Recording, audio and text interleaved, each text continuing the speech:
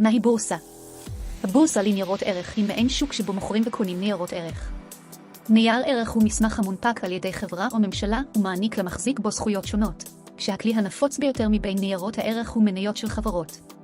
מניה היא סוג של נייר ערך המעניק למחזיק בו מעמד של שותף בחברה.